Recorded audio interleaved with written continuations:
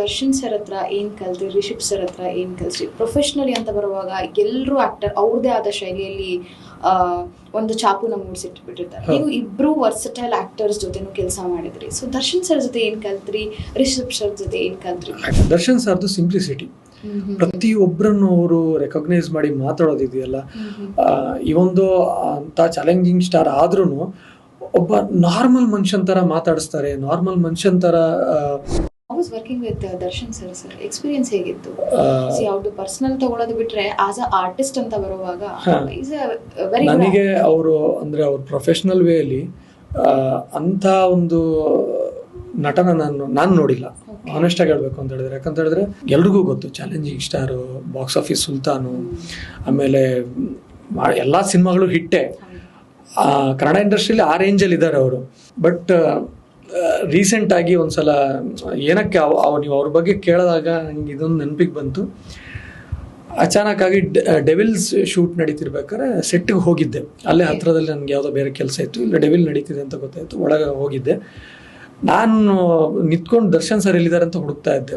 ಅವ್ರನ್ನ ಪಕ್ಕದಲ್ಲೇ ಕೂತಿದ್ರು, ನಂಗೆ ಗೊತ್ತಾಗ್ಲಿಲ್ಲ. ಯಾಕಂದ್ರೆ ಅದ್ರಲ್ಲಿ ಸ್ವಲ್ಪ ಲುಕ್ ಎಲ್ಲ ಡಿಫ್ರೆಂಟ್ ಆಗಿತ್ತು, ಗೊತ್ತಾಗ್ಲಿಲ್ಲ. ಯಾರೊಬ್ರು ಸರ್ ಅಂತ ಕರಿತಾ ಇದಾರೆ ನನ್ನನ್ನು ಅಂತ ಹಿಂಗೆ ತಿರುಗಿ ನೋಡಿದ್ರೆ ದರ್ಶನ್ ಸರ್ ನನ್ನನ್ನು ಸರ್ ಅಂತ ಕರೆದು, ಏನಪ್ಪ ಇಲ್ಲಿ ಏನು ಮಾಡ್ತಿದ್ಯಾ ಅಂತ ಕೇಳಿದ್ರು. ಇಲ್ಲ ಇಲ್ಲಿ ಇಲ್ಲೇ ಬಂದಿದ್ದೆ, ಇಲ್ಲಿ ಶೂಟ್ ನಡೀತಿದೆ ಅಂತ ಗೊತ್ತಾಯ್ತು, ನಿಮ್ಮನ್ನು ಮಾತಾಡ್ಸ್ಕೊಂಡು ಹೋಗೋಣ ಅಂತ ಬಂದೆ. ನೀನು ಅಂತ ನನಗೆ ಗೊತ್ತೇ ಆಗಿಲ್ಲ. ಅವಾಗ ನಾನು ಕಾಂತಾರ ಶೂಟಲ್ಲಿದ್ದೆ, ಸೊ ಈ ಲುಕ್ಕಲ್ಲೇ ಇದ್ದೆ. ನಾನು ಏನೋ ಇದು ಗಡ್ಡ ಕೂದಲಲ್ಲಿ ಹಿಂಗೆ ಬಿಟ್ಕೊಂಡು ನೀನಂತ ಗೊತ್ತೇ ಆಗಲಿಲ್ಲ, ನಿನ್ನ ಕಣ್ಣು ನೋಡಿ ಫೈಂಡ್ ಔಟ್ ಮಾಡಿದೆ ಅಂತ ಹೇಳಿದ್ರು. ಅದಾದ್ಮೇಲೆ ಅವರು ಪ್ರಕಾಶ್ ಸರಿಗೆ ಇಂಟ್ರೊಡ್ಯೂಸ್ ಮಾಡಿಸಿದ್ದಾರೆ, ಒಳ್ಳೆ ನಟ ಇವನು, ಕಾಟೇರದಲ್ಲಿ ಮಾಡಿದ್ದಾನೆ ಅಂತ. ಅವ್ರು ಅಂತ ಸ್ಟಾರ್ ನಟ, ನಾನೊಬ್ಬ ಕ್ಯಾರೆಕ್ಟರ್ ಆರ್ಟಿಸ್ಟ್ ಅಷ್ಟೇ.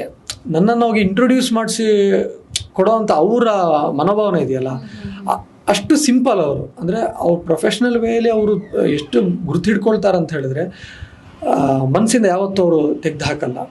ಆಮೇಲೆ ಕೆಲಸದ ವಿಚಾರ ಬಂದಾಗ ಅಷ್ಟೇ, ಕಾಟೇರದ್ದು ಸೆಲೆಬ್ರಿಟಿ ಶೋ ಇದ್ದಾಗೂ ಅಷ್ಟೇ, ಅವರೇ ಕರೆಸಿ ಮಾತಾಡಿಸಿ ಚೆನ್ನಾಗಿ ಮಾಡಿದ್ಯಾ ಅಂತ ಹೇಳಿ, ಅಂದರೆ ಅವ್ರಿಗೆ ಏನು ಅವ್ರು ಅಪ್ರಿಷಿಯೇಷನ್ ಮಾಡಬೇಕು ಅನ್ನೋದೇ ಇಲ್ಲ, ಅವರಿಗೆ ರಿಕ್ವೈರ್ಮೆಂಟೇ ಇಲ್ಲ. ಬಟ್ ಸ್ಟಿಲ್ ಅವರು ಆ ಗುರುತು ಹಿಡಿದು ಒಂದು 5 ನಿಮಿಷದ ಕ್ಯಾರೆಕ್ಟರ್ ಮಾಡಿದ್ರು, ಗುರುತು ಹಿಡಿದು ಅದನ್ನು ಅಪ್ರಿಷಿಯೇಟ್ ಮಾಡ್ತಾರಲ್ಲ, ಅದಕ್ಕೆ ಇಷ್ಟೊಂದು ಜನ ಅವರಿಗೆ ಅಭಿಮಾನಿಗಳಿರೋದು. ಬೇರೆ ಏನು ಹೇಳ್ಬೇಕಂತೇನಲ್ಲ, ಇಷ್ಟು ಅಭಿಮಾನಿಗಳಿರೋದು ಅವರ ಮನಸ್ಸಿಗೆ. ಪ್ರತಿಯೊಬ್ಬ ಕಲಾವಿದರಿಗೂ ಅಷ್ಟು ಗೌರವ ಕೊಡ್ತಾರೆ, ಅಷ್ಟು ಐಡೆಂಟಿಫೈ ಮಾಡ್ತಾರೆ ಅಂತ ಹೇಳಿ ಪರ್ಸನ್ ಅಂತ. ಪ್ರಾಬ್ಲಿ ಅವರು ಇಂಡಸ್ಟ್ರಿಯಲ್ಲಿ ಕಷ್ಟಗಳನ್ನ ನೋಡ್ಕೊಂಡು ಬಂದಿರುವಾಗ ಒಬ್ರು ಆರ್ಟಿಸ್ಟ್ ಕಷ್ಟ ಅವ್ರಿಗೆ ಗೊತ್ತಿರುತ್ತೆ, ಅಷ್ಟು ಬೆಲೆ ಕೊಡ್ತಾರೆ ಅನ್ಸುತ್ತಲ್ವಾ?